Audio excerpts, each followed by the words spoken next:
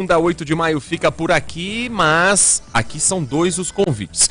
O primeiro deles, continue na programação da Rádio Bandeirantes Campinas, porque a partir de agora tem o Nossa Área, a repercussão do empate da Ponte Preta com o Ceará pela Série B, da derrota do Guarani para o Sport Recife, preparação para a próxima rodada e o noticiário do esporte em geral do Brasil.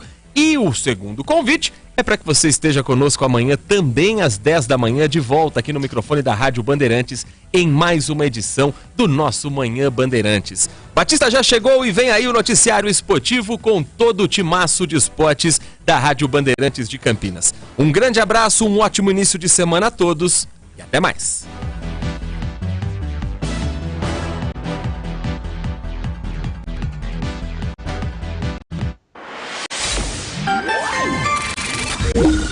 Manhã Bandeirantes. Oferecimento. Recap, Sindicato dos Postos de Combustíveis de Campinas e região. Acesse recap.org.br.